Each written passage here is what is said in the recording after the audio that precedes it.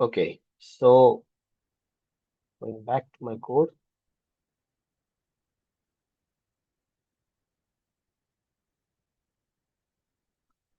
Alright, so ये हमारा code था, यहाँ तक हम पहुंच गए थे।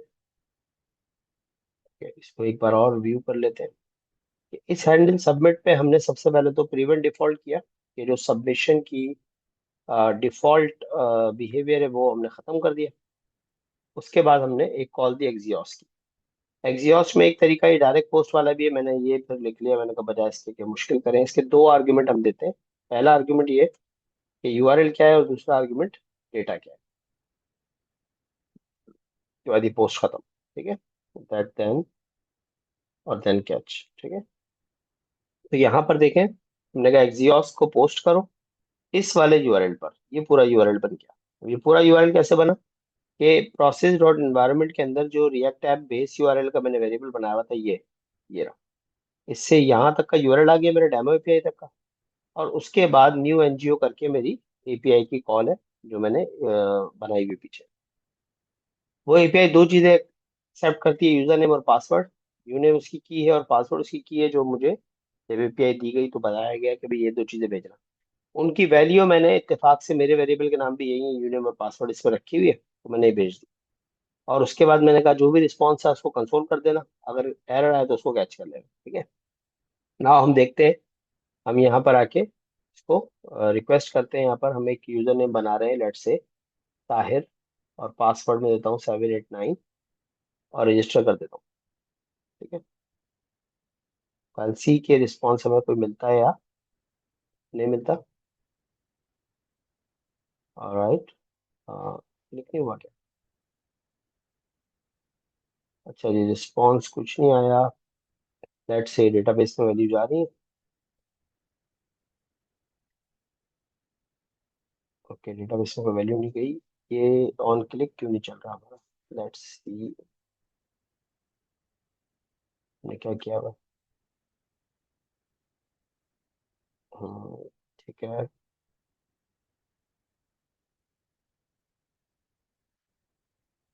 ओके, थोड़ा सा इंटरनेट स्लो था, तो देखो अब तीनों रिक्वेस्ट एक साथ रिस्पॉन्स आ गया। ठीक है, तो अब ये तीन बार इंसर्ट हुआ। मैं एक बार और नया कुछ डेटा इंसर्ट कर देता हूँ, फॉर एग्जांपल राहील, और पासवर्ड में कर देता हूँ खान 786। रजिस्टर करते हैं, देखिए डेटा आ गया। ठीक है, पूरा डेटा आया है इसके अंदर। ये रिस्पॉन्स आया है कि सक्सेस है, और मैसेज आया 11, क्योंकि वहां से मैं आईडी रिटर्न कर रहा हूँ जो भी रजिस्टर हुआ। तो अगर मैं डेटाबेस जाके आपको दिखा दूँ, तो इस डेटाबेस के अंदर ये देखो, ताहिर की 3 एंट्री आ गई, अरशद ने अभी भी एक एंट्री कर दी, अरशद भी इसको चला रहे होंगे पीछे से, और राहील की एंट्री जो मैंने अभी की है। ठीक है, तो ये सारा डेटा हमारे पास यहाँ पीछे आ रहा है एनजीओ के अंदर। सही। सो अब यहाँ पर कुछ सवालात हैं। एक एपीआई तो कंज्यूम हो गई, हमारा जो फ्रंट एंड वाला पार्ट था वो पूरा हो गया कि भाई रजिस्टर हो जाना चाहिए। अब वहां से जो रिस्पॉन्स आ रहा है उसके साथ क्या करना है? जैसे रिस्पॉन्स से अगर मैं इसमें से डॉट डेटा निकालूं, तो मुझे प्योरली सिर्फ वही मिलेगा, डेटा का आउटपुट। अगर मैं दोबारा इसको एक बार रजिस्टर कर देते हैं, राहिल 22 के नाम से रजिस्टर किया, तो देखें अब ये सिर्फ वो डेटा मिला मुझे, सक्सेस ट्रू, और मैसेज आ गया 12। सही है। अब इसकी बेस पे अगर और फ्रंट एंड को ठीक करना है, बजाय कंसोल करने के, अब और बहुत सारे काम कर सकते हैं। आप इसमें से निकालेंगे if data dot response dot data dot success, अगर ये ट्रू मिलता है, तो आप क्या करेंगे? आप कोई मैसेज दिखा दें और उसके बाद रीडायरेक्ट कर दें उसको। ठीक है, ये आपका काम होता है आगे बढ़ने का, कि लॉगिन पे फिर इसको रीडायरेक्ट कर दें। ठीक है, नेविगेट करके एक चीज होती है, वो मैं बताऊंगा आपको नेक्स्ट क्लास में। तो मैं अगर फॉर एग्जाम्पल यहाँ सिर्फ इतना कर लेते हैं कि यहाँ कंसोल नहीं करते, बल्कि एक मैसेज दिखा देते हैं यहाँ पर कि बंदा रजिस्टर हो गया, तो इस फॉर्म के बाहर मैंने कहा फॉर एग्जाम्पल बस मैसेज को प्रिंट कर दे। ठीक है, तो ये मैसेज को यहाँ प्रिंट कर दे। अब मैसेज क्या है? मैसेज मैंने एक स्टेट बना ली, मैंने कहा कॉन्स्टेंट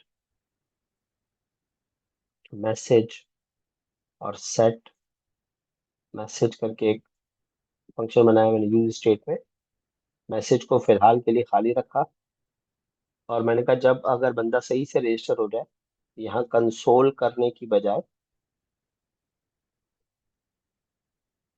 मैंने यहाँ पर कुछ जगह बना ली, और यहाँ पे मैं लिख देता हूँ कि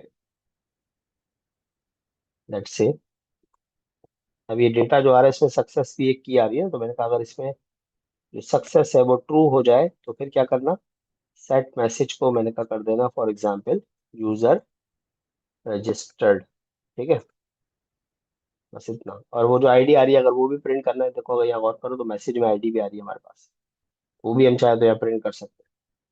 फिलहाल मैंने इतना ही कर दिया कि भाई यूजर रजिस्टर लिखा हुआ है। तो हम यहाँ पहुंचे और इस स्क्रीन पे आके मैंने कहा भाई उबैद के नाम से एक नंबर में बना रहा हूँ और ये रजिस्टर को क्लिक किया तो अच्छा नेटवर्क एरर हो गया। दोबारा चलाता हूँ।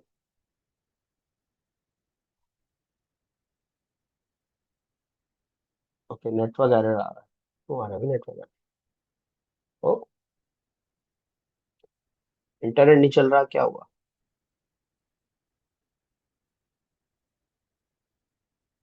ओके एंट्री तो हो रही है, कोई और वजह है कि नेटवर्क एरर तो दिखा रहा है।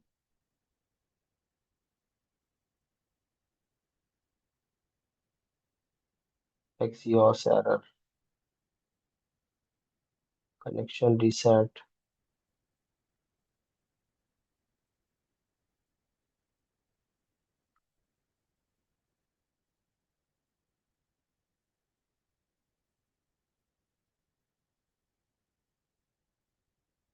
नेटवर्क एरर के कुछ मसले आ रहे हैं, बहरहाल तो ये इससे कोई इशू नहीं होता हमें, बट हमारा काम बन जाता है। और रिस्पॉन्स भी हमें रिसीव हो रहा है क्या? ठीक है। तो बताने का मकसद ये है कि हमने एपीआई कंज्यूम करके रजिस्टर कर लिया और ये हमारा काम इस पे फिनिश होता है। इस ये वाला टास्क हमारा कंप्लीट हो जाता है। अब हम चलते हैं इस चीज पर कि सर ये जो बैकएंड पे डेटाबेस है ये कैसे बनते हैं MySQL के अंदर, जो आज का हमारा टॉपिक है। ठीक है, तो फिर हम इसी तरह ग्रेजुअली जो है वो कोई ना कोई अपने जो हमारे टास्क होंगे वो रोजाना की बुनियाद पर करते जाएंगे, जिससे हमारी वेबसाइट भी कंप्लीट होती जाएगी एनजीओ वाला जो प्रोजेक्ट हमने करना है। और उसके साथ साथ हमारे जो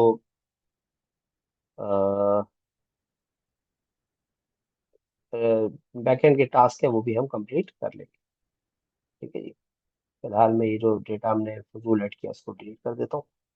you guys can use this API, कोई मसला नहीं है। ठीक है, मैं इसको बार बार संकेत कर लूंगा, मसला नहीं। तो let's just discuss around MySQL now. तो हमने ये जो एक कभी काम किया कि एक फॉर्म बनाया और उस फॉर्म से कुछ डेटा हमने एक्सियोस की मदद से सबमिट किया। और उससे हमारा जो ये पहला टास्क है कि भाई हमारे नोट्स के अंदर जो ये वाला टास्क है, पहला स्टोरी हमारी वो कंप्लीट हो जाती है।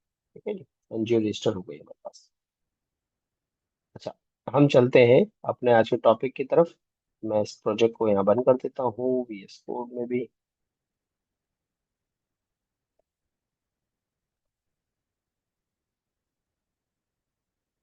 जो प्रोसेसेस होते हैं ये आपके कंप्यूटर को स्लो करते हैं, तो बेहतर है कि आप जो है उनको किल करें। ठीक है। सो ये जो डेटाबेस है ये तो लाइव है मेरे होस्टिंगर के ऊपर, तो इसको तो आप डिस्कस नहीं करना, इसको फिलहाल मैं बंद कर रहा हूँ। मैंने आपको बताना है कि लोकल होस्ट पे किस तरह से हम डेटाबेस बनाते हैं, और वही जो डेटाबेस अभी बना हुआ था पूरा, ये यहाँ तक कैसे पहुंचेगा इस चीज को इंशाल्लाह हम कोशिश करेंगे कि आधे घंटे में डिस्कस कर लें। ठीक है। तो हैंडलिंग डेटाबेसेस इन MySQL, आज का जो हमारा एजेंडा है वो ये है कि हम DDL और DML लैंग्वेज को अंडरस्टैंड करें। DDL मतलब डेटा डेफिनेशन लैंग्वेज, और DML मतलब डेटा मैनिपुलेशन लैंग्वेज, इसको हम थोड़ा सा डिस्कस करें। और उसके बाद कॉमन इसकी जो कमांड्स है जो हमें एज अ बैकएंड डेवलपर आनी चाहिए एटलीस्ट, वो हम जरूर पढ़ लें। और उसके बाद कुछ प्रैक्टिस कर लें कि टेबल डेटा कैसा बनता है और कैसे डेटा के अंदर काम होता है। ठीक है, ये आज का हमारा टास्क है। तो इसके लिए सबसे पहले तो आप सब भी अपने पास भी अपना जैप कंट्रोल पैनल ओपन कर लें और उसके अंदर अपाची और माइस्क्वेल की सर्विस को स्टार्ट कर दें। स्टार्ट कर लेने के बाद आप लिखेंगे लोकल होस्ट, और ये डिफॉल्ट पोर्ट नंबर 8080 पे चल रहा होता है, तो डायरेक्ट लिखेंगे phum admin तो ये खुल जाएगा। अगर आपके पास किसी और पोर्ट के ऊपर चल रहा हो तो उस पोर्ट का नाम लिख देंगे यहाँ पर। अगर आप यहाँ गौर करें तो यहाँ पे पोर्ट नंबर आ रही होती है ना हमारे पास कि अपाची कौन से पोर्ट पे चल रहा है। ठीक है, तो डिफॉल्ट पोर्ट से 80, मेरे पास 80 पर ही चल रहा है। थोड़ी थोड़ी देर में ये कुछ करता है बट ये चल 80 पे रहा है। सो अब यहाँ पे हमें एक नया डेटाबेस बनाना है, ठीक है। होस्टिंग पर ये काम थोड़ा सा डिफरेंट होता है कि होस्टिंग के ऊपर डेटाबेस बनाने की जगह अलग से होती है, वहां से आप डेटाबेस बनाते हैं, और उसके बाद जब आप उसको एक्सेस करते हैं पीएचपी में एडमिन में, तो वो यहाँ आपको नजर आ रहा होता है। होस्टिंग में डेटाबेस बनाने के लिए एक अलग बटन होता है, वहाँ आप डेटाबेस का जो है वो मुख्तलिफ यूआई हो सकते हैं, लेकिन जनरली ये होता है कि डेटाबेस का नाम आपसे वो पूछता है, यूजर नेम और पासवर्ड वो आपसे पूछ लेता है। लोकल होस्ट पे हमारे डेटाबेस का जो नाम है वो हम खुद ही रख सकते हैं। यहाँ न्यू पे जाके अभी मैं आपको बताऊंगा कैसे ये काम होता है। और इसका यूजर नेम बाय डिफॉल्ट होता है ROOT रूट, ठीक है। बाय डिफॉल्ट रूट इसका यूजर नेम होता है, तो पासवर्ड इसका कुछ भी नहीं होता, ठीक है, नथिंग, कोई चीज नहीं होती इसके पासवर्ड में।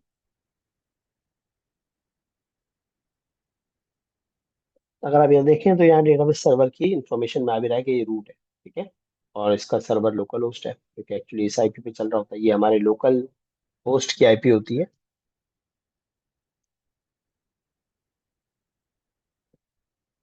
Apache web server, right. तो डेटाबेस कैसे बनता है, एक नया डेटाबेस बनाना है तो माइस्क्वेल के अंदर ये जो पीएचपी में एडमिन है, इसमें तो ये अगर आप यहाँ से ये सर्वर लेवल पे हो, मैं भी किसी डेटाबेस के अंदर नहीं हूँ, आप यहाँ डेटाबेस पे जाए तो देखिए यहाँ डेटाबेस का नाम लिखो और क्रिएट कर दो, डेटाबेस बन जाएगा, ठीक है। मतलब मैं अगर यहाँ पे एक डेमो नाम का डेटाबेस बनाना चाहता हूँ तो बस मैं यहाँ नाम लिखूंगा और क्रिएट कर दूंगा तो डेटाबेस बन जाएगा, ठीक है। इसी तरह अगर यहाँ न्यू पे आके भी क्लिक करोगे तो भी वो इसी भी स्क्रीन पे ले आएगा आपको, डेटाबेस का नाम लिखो और क्रिएट कर दो। ये जो होते हैं ये करेक्टर सेट, ये कोलेजन कहलाती है, ठीक है, कि क्या कोलेशन है इस वेबसाइट की, इस डेटाबेस की। ये काफी बड़ी डिस्कशन है, बट आमतौर पे मैं आपको बताऊं कि आप इसको UTF-8 MB4 जनरल CI पर ही, जनरल करेक्टर एनकोडिंग पर ही रखते हैं, ठीक है। क्योंकि आपने नॉर्मली इसके अंदर अंग्रेजी ही स्टोर करनी होती है। लेकिन अगर कभी आपके डेटाबेस इस तरह का हो कि जिसमें यूनिक कोडेड करेक्टर आपने स्टोर करने हैं, तो आप इसको चेंज करेंगे और आप इसको लास्ट में ले जाएंगे यूनिकोडेड CI के ऊपर, ठीक है। ये यूनिकोडेड CI, वो जो जनरल करेक्टर एनकोडिंग है वो अंग्रेजी के लिए काफी है, बहुत है, वरना स्पेनिश भी है, ठीक है, रोमानियन भी, अगर हमें गौर करेंगे पर्शियन भी है। तो स्पेसिफिक अगर टाइप का डेटा, टर्किश डेटा सेव करना है तो ये कर लें।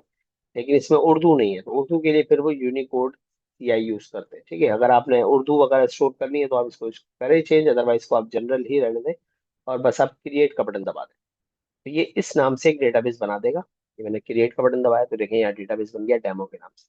मैं इसके अंदर आता हूँ, इसके अंदर कोई टेबल नहीं है, no table found in the database. तो एक तरीका तो यह है PHP मैडमिन से डेटाबेस बनाने का। लेकिन ये जो तरीका है ये UI वाला तरीका है, ये डेवलपर्स वाला तरीका नहीं है।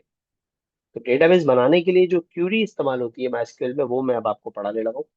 तो ये डेमो वाला जो डेटाबेस है इसको मैं डिलीट कर देता हूँ, या ऑपरेशंस में जाके मैंने कहा भाई मेरा डेटाबेस जो है वो डिलीट कर दो।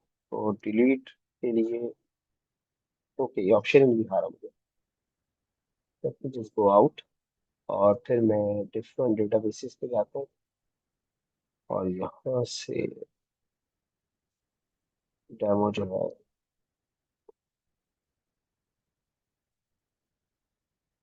हम्म,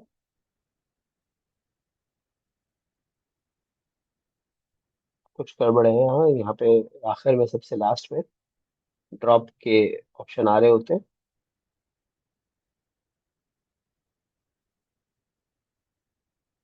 अच्छा फिलहाल अली इकबाल, ये आपकी टेंशन नहीं है कि PHP में एडमिन कैसे कनेक्ट करेगा, क्योंकि PHP में एडमिन नोड JS के प्रोजेक्ट पे कनेक्ट करने के लिए फिर हम नोड का कोड लिखेंगे, ठीक है।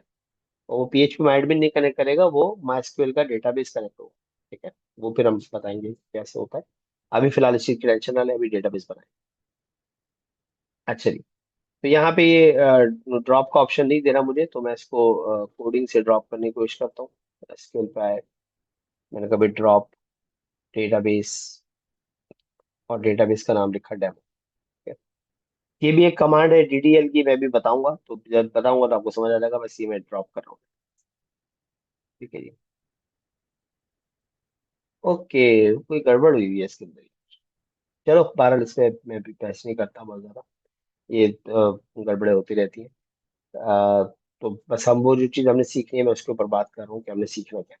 तो डेटाबेस बनाने का एक तरीका तो मैंने आपको बताया कि न्यू करें और यहाँ जाके नाम लिखे और क्रिएट कर दें, आपका डेटाबेस बन जाएगा, ठीक है। फिर उसके अंदर टेबल बनाने हैं वो बता दें। अगर कभी कमांड से डेटाबेस बनाना पड़ जाए तो यहाँ एसक्यूएल पे आ जाओ। मैं अभी सर्वर पर हूँ, मैं किसी डेटाबेस के अंदर नहीं हूँ, एसक्यूएल के ऑप्शन पे आ जाओ और यहाँ पर आके आपने क्यूरी से डेटाबेस बनाया, आप लिखेंगे क्रिएट डेटाबेस। क्रिएट एक कीवर्ड है कि क्रिएट कर रहा हूं मैं, डेटाबेस एक कीवर्ड है कि मैं डेटाबेस बना रहा हूँ। और किस नाम से बनाना है वो तीसरे नंबर पे हम नाम लिख देंगे। फॉर एग्जाम्पल मैंने कहा दी डेमो 1 और सेमी कॉलन से इस क्यूरी को खत्म करेंगे। अब ये जो मैंने कमांड लिखी है ये डेटाबेस की क्यूरी करना कहलाता है। ये जो क्रिएट है ये हिस्सा है डीडीएल का। यहाँ पे अगर आप देखें, मैं आपको थोड़ा सा बताऊं what is DDL. DDL is a data definition language. Data definition language से मुराद ये है कि ये जो कमांड्स हैं डीडीएल की, ये इस्तेमाल होती हैं डिफाइन और मॉडिफाई करने के लिए स्ट्रक्चर ऑफ डेटाबेस। मतलब रियल डेटा नहीं बल्कि डेटाबेस का स्ट्रक्चर, मतलब उसके अंदर कौन से कॉलम होंगे, कौन सी कीज होंगी, उसके अंदर किस किस्म का डेटा स्टोर किया जा सकता होगा, उसको डिफाइन करने के लिए डेटा डेफिनेशन लैंग्वेज का इस्तेमाल किया जाता है। जिसमें से मोस्ट कॉमन जो कमांड हम यूज करते हैं वो है क्रिएट, ऑल्टर, ड्रॉप और ट्रंकेट। ये चार बहुत ज्यादा और बहुत ही कॉमन है, लेकिन जब हम पीएचपी में एडमिन के साथ काम कर रहे होते हैं तो हमें ये लिखने की भी जरूरत नहीं पड़ती। ये क्लिक क्लिक करके भी ये काम हो जाता है। तो अभी हम देखें क्रिएट कर रहे हैं। क्रिएट हमने लिखा क्रिएट डेटाबेस डेमो 1, मैं गो करूंगा तो एक डेटाबेस बना देगा। यहाँ देखें डेमो 1 के नाम से डेटाबेस बन गया, ये बन गया। ठीक है, डन। अब ये मैं देखो यहाँ पे ऊपर दिखा भी रहा होता है, जूम इन कर दूं अगर आप लोगों को नजर नहीं आ रहा तो। ये यहाँ डेमो 1 के अंदर है हम, सही। ये हम इस डेटाबेस के अंदर है जिसमें कोई टेबल नहीं है। एक और कमांड हमने पढ़ी ऑल्टर। तो ऑल्टर क्या होता है कि किसी डेटाबेस के अंदर अगर कोई छेड़छाड़ करनी है, ऑलरेडी बनी हुई एक स्ट्रक्चर है उसी स्ट्रक्चर को छेड़ना है, कोई कॉलम ऐड करना है टेबल के अंदर, या कोई कॉलम डिलीट करना है, कोई कॉलम चेंज करना है। नॉर्मली ये इसीलिए होता है, डेटाबेस की कोलेक्शन चेंज करनी है इसलिए ऑल्टर होता है, जो कि काफी एक्सपर्ट लोगों के काम है। बेसिक हमें आना चाहिए, लेकिन मैं यहाँ इस जगह पे इसको डिस्कस इसलिए नहीं करूंगा कि बहुत कॉम्प्लेक्स हो जाएगा आप लोगों के लिए। As a full stack developer हमें डेटाबेस बनाना होता है और वो हमें सारी इन्फॉर्मेशन मिली हुई होती है। मेजोरिटी हम ये काम कोड से नहीं कर रहे होते बल्कि बैकएंड से कर रहे होते हैं, वो मैं वहीं से ऑल्टर करना सिखा दूंगा। सेम इस तरह जब हम ड्रॉप की कमांड चला रहे थे तो हम कहते हैं भाई ड्रॉप डेटाबेस, और डेटाबेस का नाम तो ड्रॉप हो जाता है, मतलब डेटाबेस सफाई से मिट जाता है अगर डेटाबेस ही हटाना चाहे। ठीक है, ट्रंकेट जो टेबल के साथ इस्तेमाल होता है वो मैं बताऊंगा आपको कि किस तरह से इस्तेमाल करते हैं इसको। अच्छा, तो हम पहले जो है,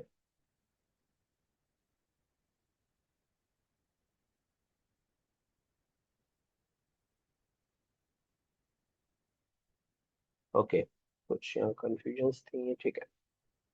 सो कैसे हम डेटाबेस क्रिएट करते हैं, मैंने आपको बताया कि आप एसक्यूएल पे जाएं, अगर आप किसी भी सर्वर पे हैं और आप डायरेक्ट एसक्यूएल में आ जाएं, आप क्रिएट की कमांड से डेटाबेस बना सकते हैं। क्रिएट डेटाबेस और फिर डेटाबेस का नेम दे देंगे कोई भी, सही है जी, नेम कोई भी तो डेटाबेस बन जाएगा। इस तरह से हमने बना लिया। बहुत ज़्यादा इस पे टाइम ज़्यादा करने की ज़रूरत नहीं है। और इसका दूसरा तरीका मैंने बताया कि आप डायरेक्ट पीएचपी एडमिन में तो न्यू करें और यहाँ आकर बस आप डेटाबेस का नाम लिखें और क्रिएट कर दें, आपका डेटाबेस बन जाएगा। अब आप उस डेटाबेस के अंदर आ जाएंगे। फॉर एग्जाम्पल हम इस डेमो वाले के अंदर काम करते हैं, यहाँ आ गया तो डेटाबेस हमारा बन गया। डेटाबेस के अंदर डेटा रखने के लिए टेबल्स होते हैं, जैसा कि मेरे जो सिस्टम में आपको दिखा रहा था थोड़ी देर पहले, सेकंड मार्ट वालों का, उसके अंदर एक टीबीएल यूजर था। तो टीबीएल यूजर जो है वो टेबल था जिसके अंदर डेटा सेव हुआ हुआ था। तो टेबल कैसे बनाते हैं वो भी देखें।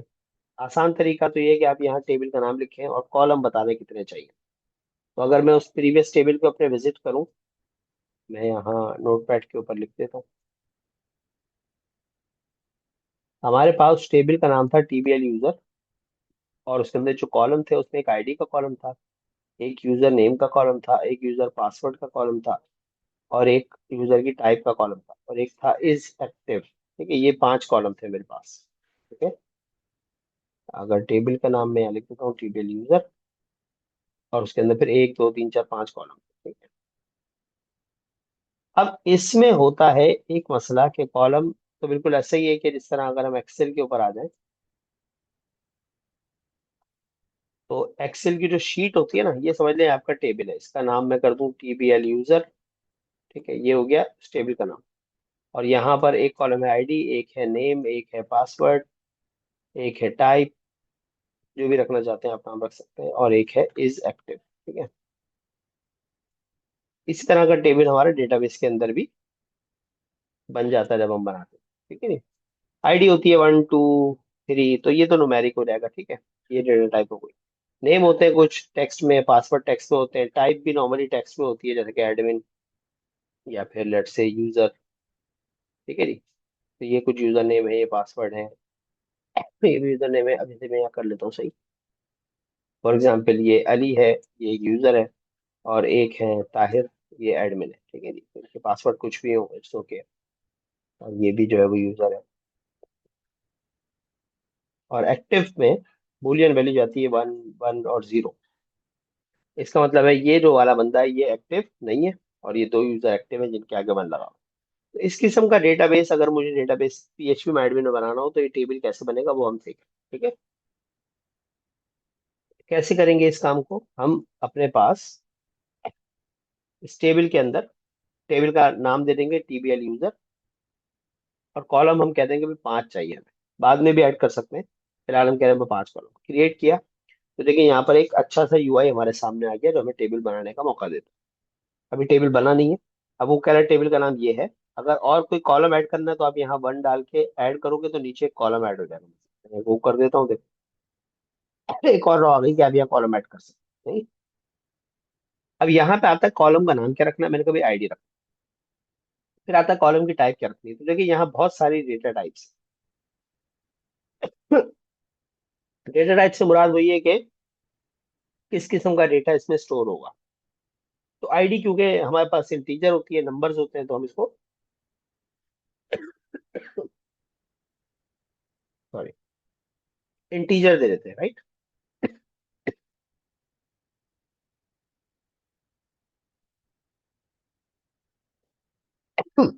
सॉरी। सो इंटीजर मींस न्यूमेरिक डेटा इसमें सेव हो सकता है। इसमें और भी बहुत सारी न्यूमेरिक की टाइप है। इंटीजर है, बिग इंटीजर है, मीडियम इंटीजर है, स्मॉल इंटीजर है, टाइनी इंटीजर है। हम इसको इंटीजर ही रखते हैं। इंटीजर का फायदा ये है रखने का कि इसमें माइनस में वैल्यू भी आ सकती है, प्लस में भी आ सकती है, और होल नंबर होंगे। ठीक है, हम इसको फ्लोट और डेसिमल नहीं रखेंगे, हम इसको इंटीजर ही रखेंगे।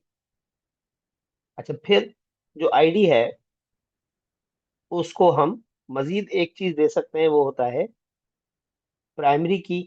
ये इंडेक्स है प्राइमरी की। अब आप यहाँ से प्राइमरी सेलेक्ट करोगे और गो कर दोगे तो ये प्राइमरी की बन जाएगी।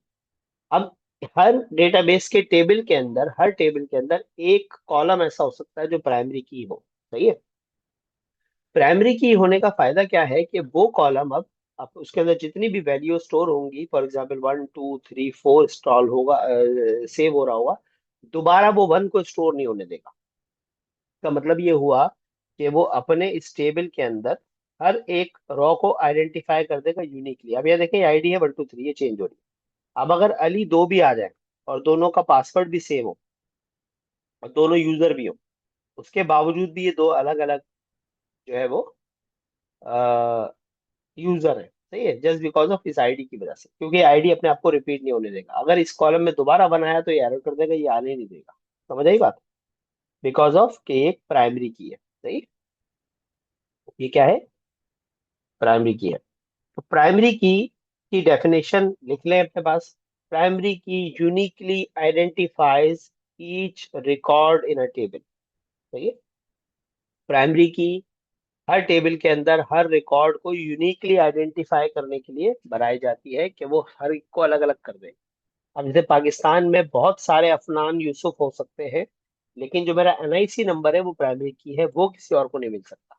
ठीक है, अब 4 अफनान भी हो, उनके वालिद का नाम यूसुफ भी हो, वो सब एक ही डेट को पैदा भी हो गए हो, वो सब करंगी में रहते हो, कोई इससे मसला नहीं। लेकिन जो मेरा NIC नंबर है वो उन सबको अलग अलग कर देता है। NIC नंबर की वजह से हर बंदा यूनिकली आइडेंटिफाई हो जाता है। सही। अच्छा, फिर आपने देखा होगा जब हम डेटाबेस में डेटा भेज रहे थे तो हम आईडी नहीं भेज रहे थे, आईडी खुद ही बन रही थी 1 2 3 4। तो वो उसके लिए क्या होता है कि यहाँ पर AI करके एक A अंडरस्कोर आई है ना, इसको कहते हैं ऑटो इंक्रीमेंट। अगर आप इसको भी चेक लगा देंगे, नॉर्मली हम प्राइमरी की को ही ऑटो इंक्रीमेंट रखते हैं, हालांकि इसकी जरूरत नहीं है। ये प्राइमरी की एक अलग कॉन्सेप्ट है, एक ऐसा कॉलम जिसमें हर वैल्यू यूनिक है। ऑटो इंक्रीमेंट का मतलब ये होता है कि ये जो कॉलम है ये 1 से शुरू होगा, और बाय डिफॉल्ट इसमें इंक्रीमेंट 1 1 का होता रहेगा। जब जब आप इसके अंदर डेटा इंसर्ट करोगे, आपको आईडी की वैल्यू इंसर्ट करने की जरूरत नहीं है। ठीक है जी, ये कॉलम बन गया।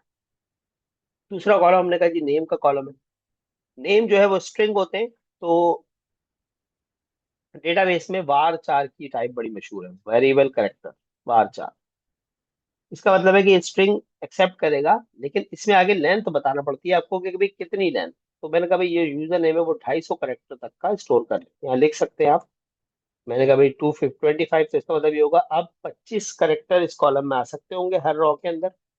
मतलब ये रो है, इसमें जो लिखने की तादाद है वो 25 होगी। मतलब अगर मैं यहाँ अफनान यूसुफ लिखता हूँ तो ये 12 करेक्टर होगा।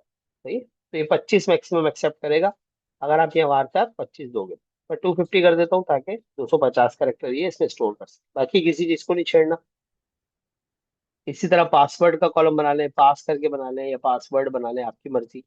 और इसको भी वारचार रखें, और इसको भी 250 करेक्टर दे दें कि भाई इसके अंदर 250 करेक्टर सेव हो सकते हैं। एक और हमने दिया था टाइप यूजर की, उसके लिए भी वारचार ले लें, लेकिन इसमें करेक्टर हम कर देते हैं फॉर एग्जाम्पल बस 10। क्योंकि टाइप हमारी जो होगी वो या तो एडमिन होगा या यूजर होगा या एनजीओ होगा या स्कूल होगा, तो ये सारे जो वर्ड है ये सब 10 करेक्टर के अंदर अंदर आ सकते हैं। मतलब अगर मैं यहाँ लिखूं एडमिन यूजर और ये स्कूल है, तो स्कूल भी 10 करेक्टर के अंदर आ रहा है। ठीक है जी, मैंने कहा एनजीओ तो ये तो 3 करेक्टर ही है। तो इसमें आने वाली जो वैल्यू है अगर वो 10 करेक्टर के अंदर अंदर है तो स्टोर हो जाएगी। ठीक है, तो इसलिए हम इस टाइप को वारसा टर्न रखें। आखिरी कॉलम जो मैं बना रहा हूँ इज एक्टिव का, ये कोई जरूरी कॉलम नहीं है, लेकिन ये मेरी आदत है कि मैं इज एक्टिव बनाता हूँ कि जब जो है वो मुझे कभी ऐसा होता है कि जो यूजर है वो एक्टिव है या इनएक्टिव करना है, तो उनको 1 और 0 करता रहता हूँ। तो इसका मतलब है इसको हम बूलियन ले लेंगे, इसकी डेटा टाइप हम क्या ले लेंगे, बूलियन। और फिर इसकी लेंथ बताने की जरूरत नहीं है, अब या तो इसमें जा सकता है 0 या फिर जा सकता है 1। ठीक है, बूलियन की ये वैल्यू होती है या तो 0 या 1। अगर आप चाहते हैं भाई डिफॉल्ट जब भी हमारा कोई यूजर ऐड हो तो बाय डिफॉल्ट एक्टिव ही रहे, तो उसको एज डिफाइन करके यहाँ डिफॉल्ट वैल्यू में 1 लिख दें। इसका मतलब ये होगा कि जब भी कोई यूजर इंसर्ट होगा तो बाय डिफॉल्ट उसकी वैल्यू 1 जाएगी। सही है, या ट्रू जाएगी, ट्रू लिख दें, एक ही बात है। और ये आखिरी कॉलम जो हमने एक एक्स्ट्रा ऐड किया था यहाँ पे, ऐड न्यू कॉलम, वो हम नहीं कर रहे, बस हम 5 कॉलम ही ऐड कर रहे हैं, 1 2 3 4 5। ठीक है जी, सेव करेंगे तो देखिए हमारा टेबल बन जाएगा। देखिए ये हमारे डेमो के डेटाबेस के अंदर एक टेबल आ गया, टीवीएल यूजर। टीवीएल यूजर पे जाएंगे तो वो हमें टेबल दिखा देगा कि इसमें कोई रॉ इस वक्त नहीं है, 0 रॉज है। ठीक है, खाली है ये। और ये कमांड होती है सेलेक्ट स्टेरिक फ्रॉम टेबल, जब हमें टेबल का डेटा व्यू करना हो। सही, तो ये भी खैर अभी हम थोड़ी देर में कर लेंगे। ठीक है, अच्छा तो यहाँ तक हम पहुंचे। किसी को कोई सवाल है, हमने टेबल बनाना सीखा, और टेबल के अंदर हम जो है वो डेटा को भी अभी स्टोर करेंगे। टेबल बनाने तक किसी को कोई मसला कि टेबल कैसे बना, अगला टेबल बनाना है फिर न्यू टेबल करें, टेबल का नाम लिखे और कॉलम की टाइप्स बताते जाए और बना ले। ठीक है, अच्छा इसके ऊपर एक और काम करते हैं कि मैं देखता हूँ मेरे पास यूट्यूब पर मेरी कुछ वीडियो भी होगी, तो मैं वो लिंक भी शेयर कर दूंगा, बाकी ये वीडियो भी आपके साथ शेयर हो जाएगी। मैं देखता हूँ मेरी पुरानी वीडियोस में कोई माइस्क्वेल की वीडियो। ये देखें, ये काफ़ी पुरानी वीडियो है, माइस्क्वेल कैसे इस्तेमाल करते हैं ये आप देख सकते हैं। ये भी माइस्क्वेल की वीडियो है।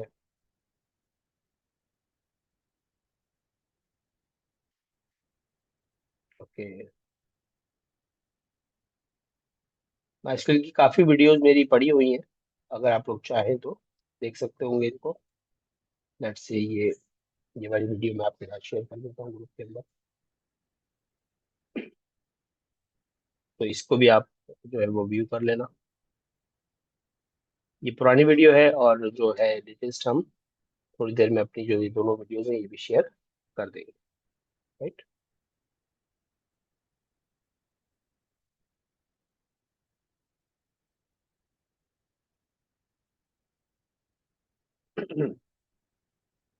हाँ जी, किसी का कुछ सवाल?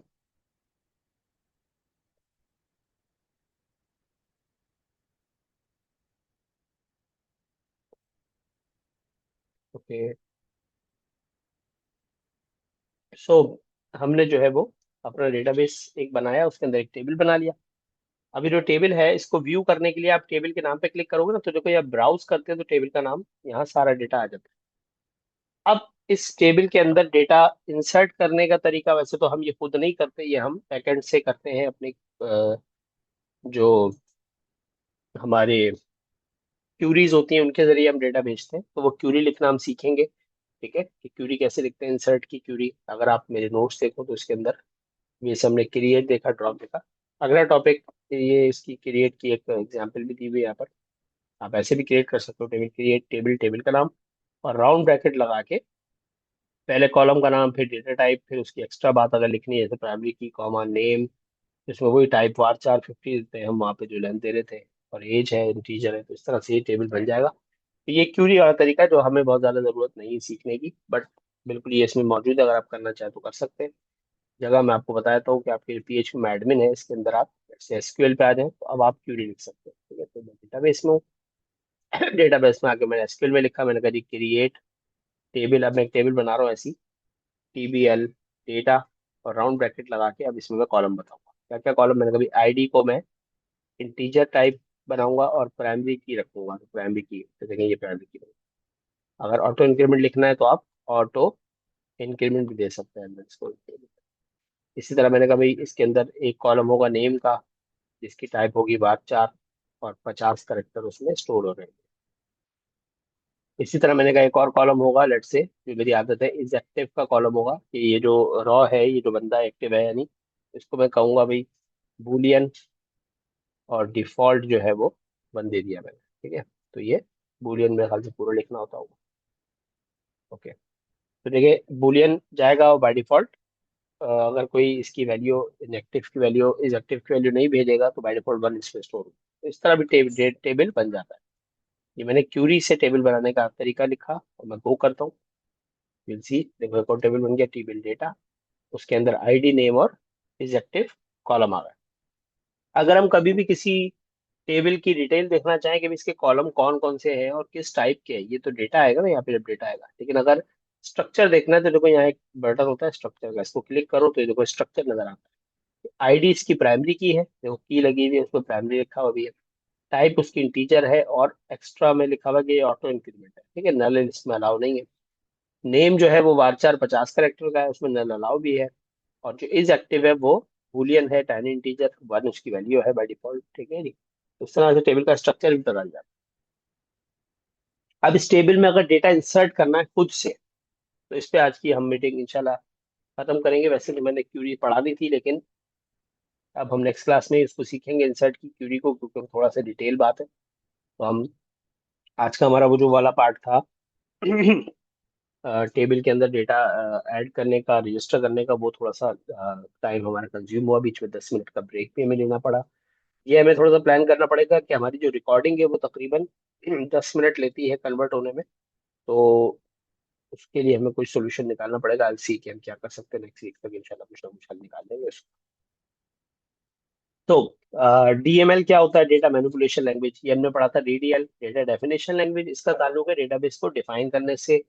डेटाबेस बनाना, टेबल बनाना, ड्रॉप करना, ये था डेफिनेशन। अब है उस डेटा के अंदर जो वो जो टेबल बनाए हैं, जो डेटाबेस बनाया है उसके अंदर डेटा रखना और उसको रीड करना, इसको कहते हैं DML, डेटा मैनिपुलेशन लैंग्वेज। ये डेटा को मैनिपुलेट करने के लिए और रिट्रीव करने के लिए इस्तेमाल होती है। इसके अंदर चार कमांड है, इंसर्ट, अपडेट, डिलीट और सिलेक्ट। इंसर्ट, अपडेट और सिलेक्ट हम बहुत ज्यादा इस्तेमाल करेंगे। डिलीट हम इस्तेमाल ऑलमोस्ट नहीं करते, डिलीट नहीं करते हम रिकॉर्ड कभी डेटाबेस से। ठीक है, तो ये जो तरीकाकार है ये मैं आपको फिर सिखाऊंगा कि इंसर्ट कैसे करते हैं। फिलहाल अगर जैसे हमें इंसर्ट करना है डायरेक्टली डेटाबेस के अंदर, तो हम ये कर सकते हैं कि हम किसी भी टेबल पे आए और उस पे जाके देखो यहाँ भी एक इंसर्ट का बटन है। अगर हमें डायरेक्ट खुद ही डेटा इंसर्ट करना है तो आप इस तरह भी कर सकते हैं। इंसर्ट पे आओ, अब यहाँ देखो आईडी मांग रहा है। अब आईडी तो क्योंकि ऑटो इंक्रीमेंट है, हमें देने की जरूरत नहीं है। नेम मांग रहा है, तो नेम में मैंने लिख दिया फॉर एग्जाम्पल अफनान। और एक्टिव देखो बाय डिफॉल्ट इज एक्टिव बना है, सही है। दूसरे रॉ पे आए, दो रॉ ऐड हो रही है यहाँ पे, मैंने दूसरा नाम दे दिया ताहिर। और यहाँ से गो करूंगा तो देखो दो रॉज ऐड हो गई, कह रहा टू रॉ इंसर्टेड। इस तरह क्यूरी भी आ गई, केस क्यूरी से इंसर्ट हुई है, बैकएंड पे क्यूरी ही चलाता है। ठीक है, फ्रंट एंड कुछ भी नहीं कर सकता डेटाबेस के अंदर, क्यूरी ही चलती है, तो हमने क्यूरी भी सीखनी है। अब अगर हम ब्राउज करते हैं टेबल को तो देखो इसमें दो रॉज आ रही है। ठीक है, 1 2 आ रहा है, अफनान और ताहिर नाम आ रहे हैं, एक्टिव आ रहे हैं। पर आप गौर करोगे यहाँ पे तीन ऑप्शन भी आ रहे हैं, एडिट, कॉपी, डिलीट। ये जो ऑप्शन है ये आपको उसी वक्त नजर आते हैं जब आपने प्राइमरी की लगाई हुई होगी टेबल में। अगर टेबल में प्राइमरी की नहीं होगी तो ये यूनिकली आइडेंटिफाई नहीं कर पाएगा हर कॉलम को, तो इसलिए ये ऑप्शन फिर आपको नजर नहीं आएगा। ठीक है, इस तरह से डेटा इंसर्ट हो जाता है। और रॉज इंसर्ट करनी है और इंसर्ट कर दो, मतलब यहाँ पे हमने आके लिखा उमैर और यहाँ पर लिख दिया मैंने एहसान। ठीक है जी, वो करते हैं तो ये दो रॉज और ऐड हो गई, अब टोटल चार हो गई। ब्राउज करेंगे तो ये चार रॉज आ रही। ठीक है, इसको भी एडिट करोगे तो वो एडिट वाला खोल देगा कि भी ताहिर को अगर आपने अपडेट करना है तो ताहिर अजीज लिख दिया, को किया तो अब वो ताहिर अजीज हो गया। ठीक है, तो ये तो फ्रंट एंड से इसको यूज करना है। बैक एंड जो हमारी क्यूरीज हमें सीखनी है थोड़ी सी, वो इंसर्ट है, अपडेट है और सिलेक्ट है। ये तीन क्यूरीज हमने जरूर सीखनी है, डिलीट भी सीख लेंगे लेकिन जो है काफी बड़ा टॉपिक है हमारा वो, तो इंशाल्लाह नेक्स्ट क्लास के अंदर हम उसको पढ़ रहे होंगे। ठीक है, feedback, anything you want to discuss, we have 2 minutes।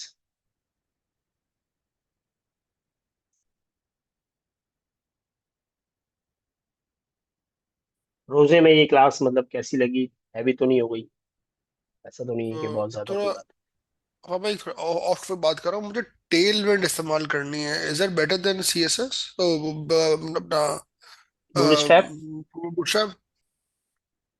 या Tailwind is now more famous than Bootstrap, but it's the same ना। आपको सिर्फ क्लासें पता चलनी चाहिए कि टेलविंड में क्लास कैसे लिखते हैं, बाकी तो बड़ा आसान है, सेम ही है।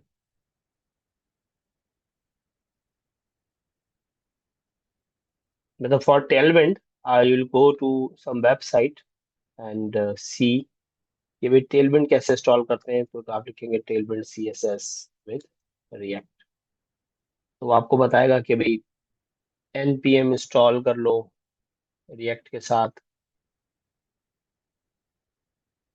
रिएक्ट।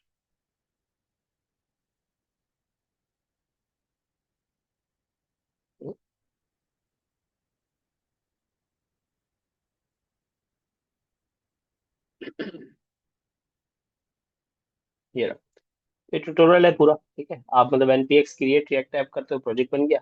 अब आप करते हो npm इंस्टॉल बूटस्ट्रैप, तो बूटस्ट्रैप की जगह वो क्या इंस्टॉल कर रहा है यहाँ पे? टेलविंड। ठीक है, जब आप टेलविंड इंस्टॉल करते हो तो फिर आप जो है वो टेलविंड की जो कमांड्स है, देखो जैसे यहाँ पे टेक्स्ट 3 XL है यहाँ पर, तो इसका मतलब है कि ये 3 गुना बड़ा एक्स्ट्रा लार्ज टेक्स्ट दिखाएगा यहाँ पे, और उसको बोल्ड भी कर देगा और अंडरलाइन भी कर देगा। ये टेलविंड की क्लासेस। जिस तरह बूट स्ट्रैप के अंदर अपनी क्लासें हैं कि भाई वो कहता है डिस्प्ले 3 और बोर्ड के लिए वो कहता है स्ट्रॉन्ग। ठीक है, तो इस तरह से इनकी अपनी क्लासेस, वो इनकी क्लासेस फिर आपको